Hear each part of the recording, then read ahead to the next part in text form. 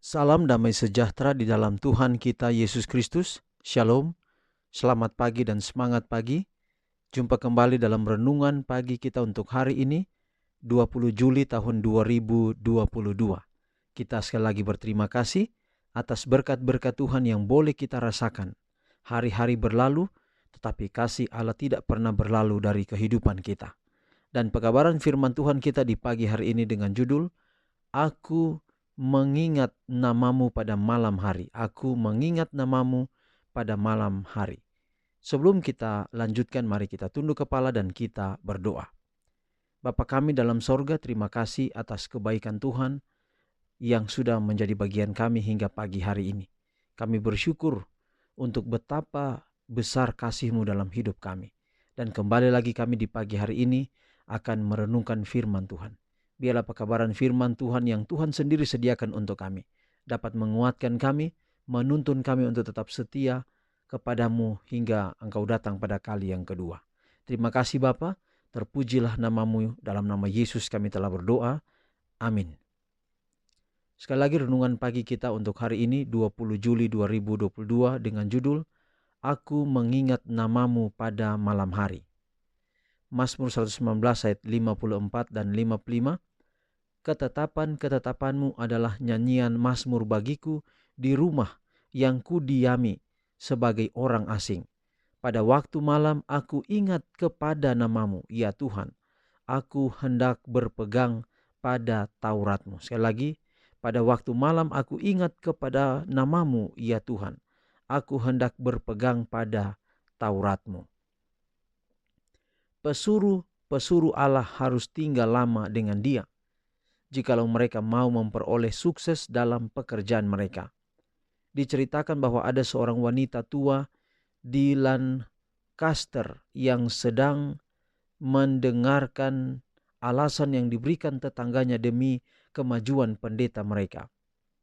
Mereka membicarakan tentang bakatnya, tentang gayanya berbicara, tentang cara-caranya. Tidak, kata wanita tua itu, saya akan katakan apa itu. Orangmu amat erat hubungannya dengan Yang Maha Kuasa. Bila mana manusia berbakti sama seperti Elia dan memiliki iman yang dimilikinya, Allah akan menyatakan dirinya sebagaimana dilakukannya. Bila mana manusia meminta pada Tuhan sebagaimana Yakub, hasil-hasil yang kelihatan kemudian akan kelihatan kembali. Kuasa akan datang dari Allah sebagai jawaban atas doa yang beriman.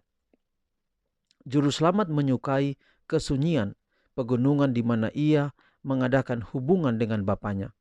Sepanjang hari ia bekerja dengan sungguh-sungguh untuk menyelamatkan manusia dari kebinasaan.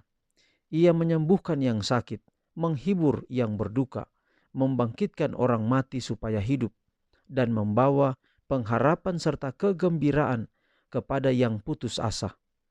Setelah pekerjaannya untuk siang hari selesai, ia pergi menyendiri malam demi malam jauh dari kekacauan kota dan menundukkan kepada berdoa kepada Bapanya. Sering ia meneruskan permohonannya sepanjang malam, tetapi ia datang dari saat-saat berhubungan ini dikuatkan dan disegarkan, bertenaga untuk melakukan kewajiban dan menghadapi kesusahan. Manusia lemah yang berdosa memiliki kesempatan berbicara dengan penciptanya. Kita dapat mengucapkan kata-kata yang mencapai tahta Raja semesta alam. Kita dapat berbicara dengan Yesus sementara kita berjalan di tepi jalan, dan ia mengatakan, aku berada di sebelah kananmu. Saudara-saudara, kadang kita tidak menyadari. Contoh malam hari ketika kita terbangun karena kita merasa buang air kecil, atau kita terjaga di waktu malam tanpa kita sadari sebenarnya itu adalah waktu atau panggilan untuk berdoa. Nah, kalau malam ini kita terjaga untuk berdoa, besok malam kita terjaga untuk berdoa, maka itu akan terjadi secara terus-menerus, secara otomatis di jam-jam yang sama kita akan terjaga untuk berdoa. Ini perlu latihan. Tapi bagi orang yang mungkin baru pertama memulainya, atau mungkin tidak pernah memulai atau tidak pernah melakukan doa pada waktu malam, maka ini yang saya mau ingatkan kepada kita semua. Mari kita lihat secara alami yang terjadi pada tubuh kita atau pada kehidupan kita pribadi. Pada waktu malam tadi saya sudah katakan, ketika kita rasa ke belakang atau kita terjaga, mungkin rasa haus, ingat bahwa itu adalah panggilan untuk berdoa. Artinya bahwa kita sebenarnya bisa lakukan itu secara alamiah. Ada waktu di mana malam hari kita terjaga, apakah itu di subuh atau di tengah malam, maka itu panggilan untuk kita berdoa. Dan ayat kita hari ini katakan, pada waktu malam aku ingat kepada namamu ya Tuhan, aku hendak berpegang pada Tauratmu. Contoh yang Yesus teladankan kepada kita, yaitu ketika dia berdoa pada waktu malam. Bahkan firman Tuhan berkata sampai larut, sampai tengah malam dia berdoa. Di sana ketika keadaan sunyi, di sanalah waktu yang paling tepat, waktu yang paling sakral, waktu yang paling penting untuk memiliki hubungan yang dekat dengan Bapanya. Ini dicontohkan oleh Yesus. Dan kalau itu Yesus contohkan, maka kiranya itu juga menjadi bagian kita melakukannya. Dan sebagai ajakan, berapa yang rindu pada malam nanti kita ketika terjaga mengambil waktu untuk datang kepada Tuhan. Kalau saudara rindu melakukannya, kiranya lewat pekabaran pada pagi hari ini dapat menjadi berkat bagi kehidupan kita semua. Mari kita akhiri pekabaran pagi ini dalam doa, kita berdoa. Bapa di surga, terima kasih atas kebaikan-Mu dalam kehidupan kami. Tuhan sudah menjaga kami hingga pada pagi hari ini. Terima kasih untuk pekabaran firman-Mu yang mengajak kami untuk memulai sesuatu yang baru dalam hidup kami. Kalau kami sudah mulai, biarlah kami terus melakukannya. Kalau kami sudah tahu tapi belum mulai, maka biarlah hari ini kami mulai. Kalau kami baru tahu sekarang dan mau melakukannya, kiranya kami memulai sekarang.